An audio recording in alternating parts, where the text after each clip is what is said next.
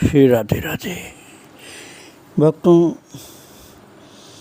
मनुष्य समझता है, सामान्य व्यक्ति, कि जो मुक्त हो गए हैं, अर्थात जीते जी जो मुक्त हो गए हैं, शरीर तो अभी है लेकिन वो मुक्त हैं, उन लोगों को कोई कर्तव्य की आवश्यकता नहीं होती। उनको कुछ करना बाकी नहीं, कुछ पाना बाकी नहीं, इसलिए उनको कुछ भी नहीं करना चाहिए, यही समझा जाता है। लेकिन उस अवस्था में पहुँचे हुए जो महापुरुष होते हैं भक्तों, वो अपने लिए तो कुछ नहीं करते, किंतु जैसे भगवान किसी कर्तव्य के लिए बंधन में नहीं है, फिर भी निष्काम रूप से कर्म करते रहते हैं, ऐसे मुक्त लोग भी कर्तव्य से मुक्त नहीं होते। वैसे संसार के बंधन से मुक्त होते हैं, लेकिन कर्तव्य से मुक्त नहीं होते। कर्तव्य करना ही पड़ता है, बिना किए रह नहीं सकते हैं। किसी कामना वासना के लिए नहीं करते हैं, स्वभावतः करते हैं, जगत का कल्याण करने के लिए करते हैं। श्री स्वामी कार्तिकेय जी की अवस्था अब यही हो गई थी। अपनी तो सब साधनाएं, सफलताएं सब कब की प्राप्त कर चुके थे, लेकिन अब जगत के लिए जिंदा थे। आप लोग श्रवण कर रहे थे महाराज जी के अयोध्यावास की बात, जो नौका की यात्रा करके फिर दर्शन करते हुए लौटकर अपने वट वृक्ष के नीचे फिर पधारे थे, जो गुप्तार घाट में है। और कार्तिकी शुक्ला दशमी के दिन महाराज जी ने सरयू के टापू में पधार कर अपनी विशाल भावनानुसार विश्व शांति का झंडा फहराया। पुनः विश्व शांति के सैनिक हम शांति संदेश फैलाएंगे फैलाएंगे फैलाएंगे, इस सैनिक गान को गाते हुए सैनिकों के समान पैरों को पृथ्वी पर रखते हुए सभी भक्तों ने उस झंडे की 7 परिक्रमाएं की, जिनमें श्री बाई जी के सहित श्री किशोरी जी तथा कमला अम्बा जी आदि माताओं, भटनागर साहब और बहुत से जो भक्त थे महाराज जी के, वो सब सम्मिलित थे। अंत में महाराज जी ने भी अपने हाथ से प्रसाद देकर सभी को प्रफुल्लित कर दिया। वो विश्व शांति का झंडा महाराज कार्तिकेय जी की स्मृति में भक्त लोग फहराया करते हैं। और एक दिन तो जो राज मंदिर है ना गुप्तार घाट पर, अयोध्या जी में गुप्तार घाट पर राज मंदिर है, बड़ा पुराना विशाल मंदिर है। तो उसके ठीक सामने बड़े बुर्ज पर, जो घाट का बुर्ज है बना हुआ, उसके बड़े बुर्ज पर विश्व कल्याण की प्रार्थना के पश्चात एक भक्त ने पूछा, भगवान अब तो हम लोगों का उद्धार हो चुका, आपकी कृपा से मुक्ति की चिंता गई, तो अब हम लोगों को पूर्ण निश्चिंत हो जाना चाहिए, हमारे लिए तो कोई कर्तव्य भाई नहीं। तो स्वामी कार्तिकेय जी बोले, अब आप लोगों का उत्तरदायित्व तो पहले से भी अधिक बढ़ गया है, और उसका कारण ये है कि नदी में जैसे डूब रहे हों मनुष्य, तो उनको बचाने वाले की आवश्यकता होती है। और डूबने वाले जो होते हैं वो 3 प्रकार की स्थिति के होते हैं। एक तो वो होते हैं डूबने वाले, जो हम डूब रहे हैं इस बात का जिनको ज्ञान है, और घबरा रहे हैं कि हम डूब रहे हैं, हमें कोई बचाए, बचाओ बचाओ, पुकारने की शक्ति भी रहती है। अभी डूबना शुरू ही हुआ था, इसलिए उनको पता चल गया कि हम डूब रहे हैं और बचाओ बचाओ चिल्ला करके लोगों को बुलाते हैं कि हमें बचा लो। एक तो वो स्थिति होती है, और दूसरी स्थिति वो होती है, महाराज जी बोले कि नस नस में पानी भर गया, अब बुद्धि खो गई, अब अपने बचाने के लिए भी किसी को पुकारने की सुधि नहीं रही, इतना ज्ञान ही नहीं रहा, न शक्ति रही। और यदि कोई उनको बचाने के लिए पहुंच गया तो महाराज वो उससे बचाने के लिए तो बोलते नहीं, उसी को पकड़ के डुबाने की स्थिति में रहते हैं, उसी से लिपटना चाहते हैं जो कोई पहुंच गया बचाने वाला। और तीसरे वो होते हैं जिनके शरीर में किसी प्रकार की भी चेष्टा नहीं रहती, मरे तो नहीं हैं लेकिन मरे जैसे हो गए, पानी भर गया, जिंदा हैं किंतु वो न किसी से लिपट पाते हैं और न पुकार पाते हैं। डूबने की उस अवस्था में हैं कि जहाँ मरे नहीं हैं, जिंदा हैं लेकिन कोई प्रयास नहीं कर सकते हैं, न ज्ञान है प्रकट और न शरीर की शक्ति प्रकट है। स्वामी कार्तिकेय जी महाराज ने कहा कि जो 3 प्रकार की स्थिति है उनमें प्रथम तो तीसरी स्थिति वाले को बचाना आवश्यक होता है। तीसरी स्थिति मतलब जो ज़्यादा डूब गया है, अब वो शरीर में उसके चेष्टा ही नहीं है, न ज्ञान है, मरण के निकट पहुंच चुका हो, नहीं निकाला जाए तो मर ही जाएगा वो। तो पहले तो उसी को संभालना चाहिए, क्योंकि वो कुछ ही क्षण का मेहमान है, नहीं तो खत्म हो जाएगा। और दूसरी स्थिति वाला जो होता है उसको उसके बाद जो चेतना में है, पुकार नहीं पा रहा है, लेकिन कोई आ जाए तो उसी से लिपट कर उसको भी डुबा देगा, फिर उसको संभाल करके उबारना पड़ता है ना। कोई पकड़े नहीं, वो कोई डंडा, बांस, कोई कपड़ा फेंक करके बचाते हैं उसको कि हमको डुबाए नहीं और हम उसको निकाल भी लें। और महाराज जो एक तो खूब चेतना वाला है, बचाओ बचाओ बचाओ हम डूब रहे हैं, ऐसे कर रहा, उसको आसानी से निकाल लेते हैं। तो महाराज जी ने कहा इसी प्रकार से संसार में भाव समुद्र में डूबने वाले भी होते हैं अलग अलग प्रकार के, जिन्हें मुक्त करना है। जो भक्त लोग कह रहे थे ना कि महाराज जी अब तो हम मुक्त हो गए हैं, अब हमें कुछ करने की ज़रूरत तो है नहीं, तो महाराज जी ने कहा नहीं, अब तुम्हारी जिम्मेदारी ज़्यादा है। अब तुम्हें उन लोगों को मुक्त करना है जो मुक्त नहीं हैं, और जो संसार के स्वरूप को पहचान कर उससे निकल भागने के लिए ज्ञान, वैराग्य, उपासना, योग आदि में लगे हुए हैं, उनका कल्याण करना है, अर्थात मार्गदर्शन करना है। और दूसरे वे हैं जो संसार को भोगने में अपना कल्याण मानते हैं, दिन रात स्वार्थ पूर्ति पूर्वक भोगों में अनुरक्त रहकर भगवान से भी विमुख हैं, सत्संग से भी विमुख हैं, भगवान की भी निंदा करते हैं, भक्तों की भी निंदा कर देते हैं। महाराज श्री कार्तिकेय जी ने कहा भैया वो ऐसे होते हैं कि सज्जनों को सताना ही उनका मुख्य काम होता है, तो उनका प्रथम श्रेणी वालों से भी पहले कल्याण करना आवश्यक होता है, क्योंकि उनकी सद्बुद्धि खत्म हो गई है। अब जो साधना में लगे हुए हैं अपने उद्धार के लिए,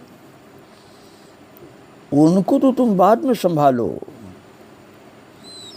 महाराज स्वामी कार्तिकेय जी ने कहा जिनकी बुद्धि नष्ट हो गई है,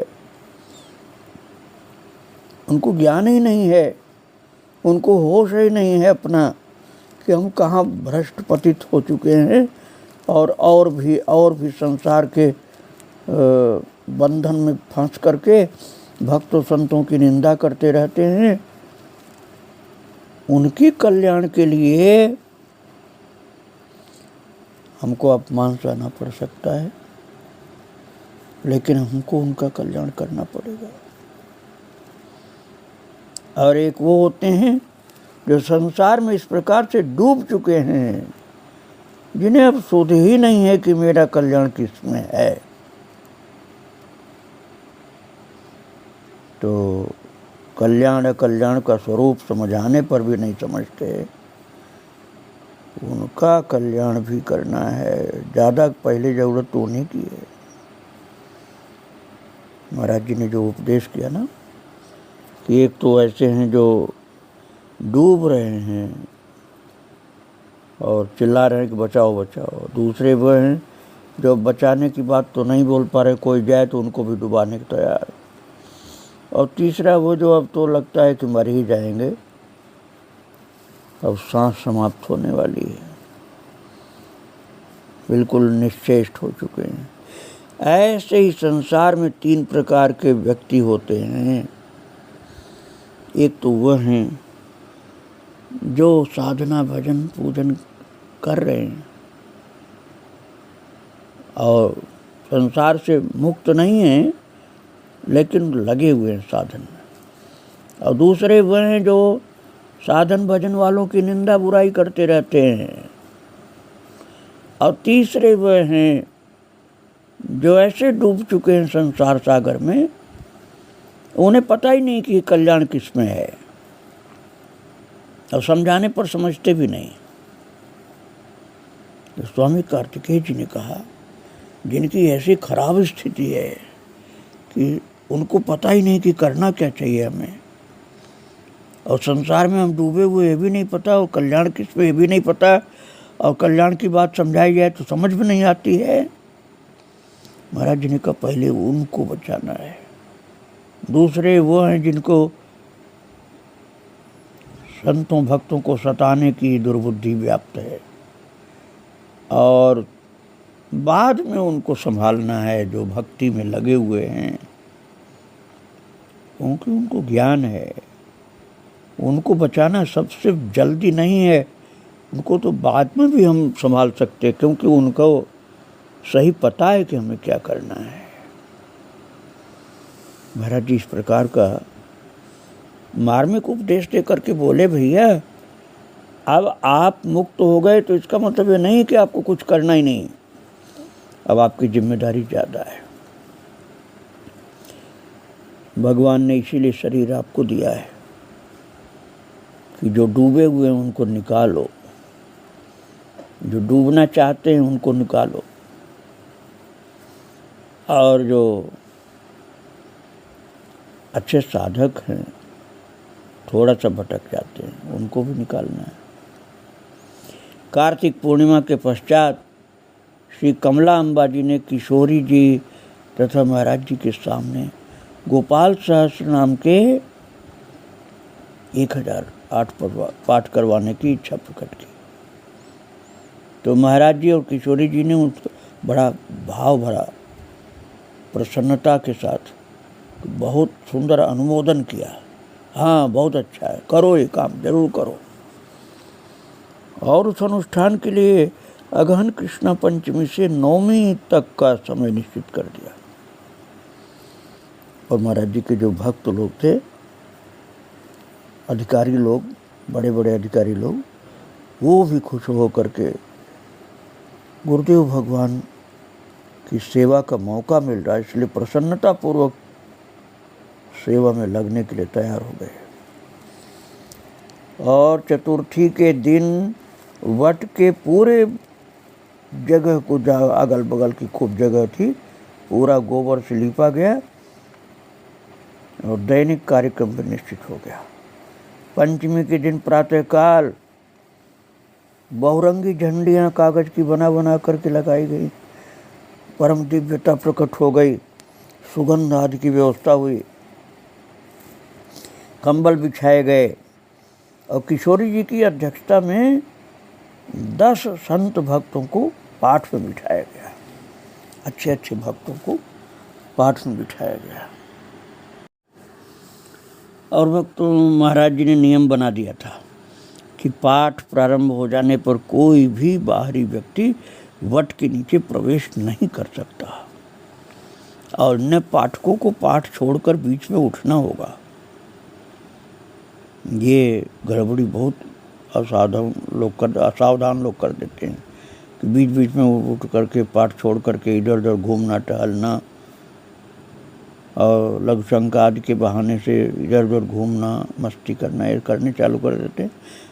महाराज जी ने कहा ये बिल्कुल नहीं होगा।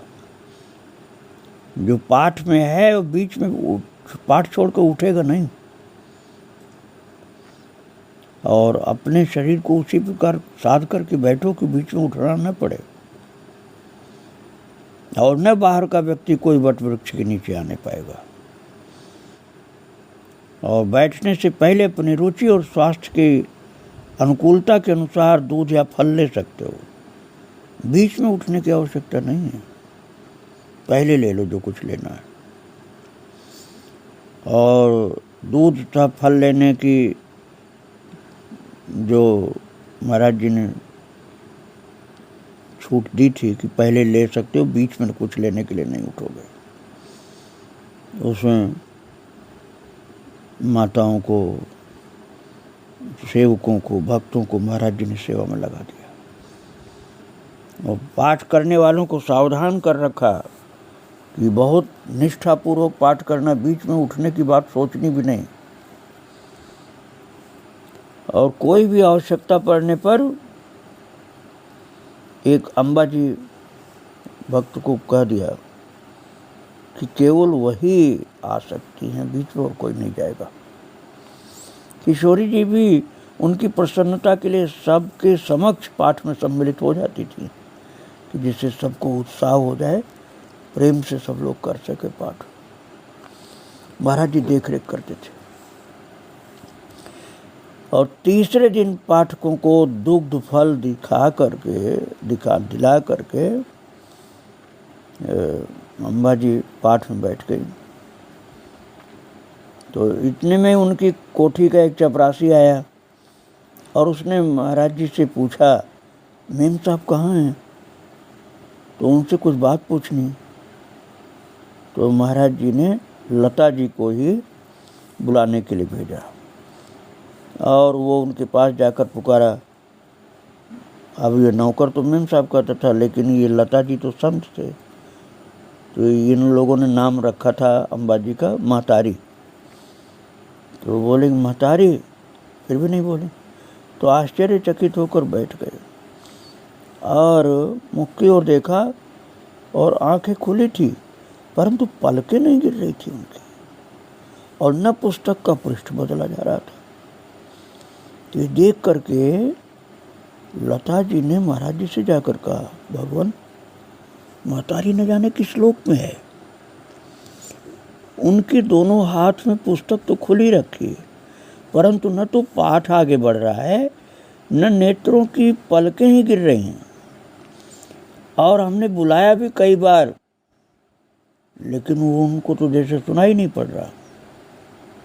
महाराज जी समझ गए और उनके इस शिशु को अर्थात सेवक को किशोरी जी की प्रसादी दे करके कहा, जाओ महतारी को पहना दो। तो अंबाजी जो थी उनको माला पहनाने के लिए गुरुदेव भगवान ने प्रसाद दिया लता जी को कि जाओ ये माला पहना दो। तो महाराज ये भी कह दिया महाराज जी ने कि पुस्तक में कुछ चिन्ह रखकर उनके हाथ से पुस्तक ले लो और उन्हें वैसे ही बैठे रहने दो, उनको कुछ बोलना नहीं तुम। तो उनको तो दुनिया का कोई ध्यान ही नहीं था, शरीर का ही होश नहीं था। तो कब पुस्तक ले ली गई उनके हाथ से, कुछ उनको पता ही नहीं चला। अंबाजी को, जिनको महतारी बोलते थे संत लोग। तो महाराज लता जी के हाथ से गुरुदेव भगवान ने माला भेजी थी, वो पहनाने के लिए कह दिया था, पहना दो, पुस्तक ले लो। तो लता जी ने वही किया, गुरुदेव भगवान की दी हुई प्रसादी माला पहना दी और महतारी के पाठ वाली पुस्तक में जहाँ पर चिन्ह लगा दिया गया था वहाँ रुक्मिणी हरणः प्रेम प्रेमी चंद्रावली पति, ऐसा जो पाठ था उस जगह पर, वहीं पर निशान लगा हुआ था। और महाराज कई घंटे उसी अवस्था में वो माता बैठी रही, उसको शरीर का होश ही नहीं था। अम्बा जी को, जिनको महतारी कहते थे संत लोग, उन्हें तो पता भी नहीं चला कब पुस्तक ले ली गई, कब माला पहना दी गई। और उसी अवस्था में वो समय पूरा व्यतीत हो गया। जब पाठ विश्राम हुआ, आरती का समय आया, तब महाराज जी की आज्ञा से बाई जी ने अम्बा जी को बहिर्वृत्ति करने के लिए जोर जोर से कीर्तन शुरू किया उनके पास में जाकर। जब वो फिर भी सावधान महाराज नहीं हुई तो महाराज जी सब भक्तों सहित उनके अंतरंग नाम से कीर्तन कराने लगे। चंद्रावली विजयते वृषभानुजाया, और इसे 2-3 बार बोलते ही उन्होंने बहिर्वृत्ति होकर श्री किशोरी जी के पाद पद्मों में सिर रख दिया और फिर महाराज जी को प्रणाम करके उन्होंने आरती का कार्य संपन्न किया। नवमी के दिन 1108 पाठ का जो सोचा गया था वो पूरे हो गए और उसके उपलक्ष्य में वट के नीचे उस दिन हवन होकर के 10वीं को राज मंदिर में भंडारा हुआ। गुप्तार घाट पर राज मंदिर, बड़ा मंदिर है, फिर वहाँ भंडारा हुआ। उसमें नगर के प्राय सभी सत्संगी प्रेमी, अयोध्या के, फैजाबाद के सब इकट्ठे हुए और बड़े भाव के साथ वो प्रसाद का कार्यक्रम हुआ था। और भक्तों, किशोरी जी और महाराज जी को लखनऊ पधारने के लिए वहाँ से अधिक आग्रहपूर्ण प्रार्थना पत्र फैजाबाद आने लगे और उसके अनुसार महाराज जी ने मार्ग शुक्ला तृतीया के दिन किशोरी जी को लखनऊ भेज करके उसके 2 दिन पश्चात अपने पधारने का कार्यक्रम बनाया। और ये बात लता जी को, जो महाराज जी के बहुत मुख्य सेवक थे, पता हुई तो महाराज उनको लगा कि महाराज जी ने क्या कार्यक्रम बनाया। किशोरी जी को केवल 2 दिन विवाह पंचमी तक फैजाबाद में रोकने के लिए किसी को साथ नहीं दिया, उसे महतारी की शरण जाना ही अनिवार्य हो गया। उनकी समझ में आया कि अम्बा जी के कल्याण के लिए मुझे गुरुदेव भगवान यहाँ ले आए थे, उनके ऊपर कृपा करनी थी महाराज जी को। और फिर जब सब बात उन्होंने बताई है कि ऐसी स्थिति आपकी हुई थी, तब अम्बा जी को पता चला कि गुरुदेव भगवान ने कृपा की उनके ऊपर।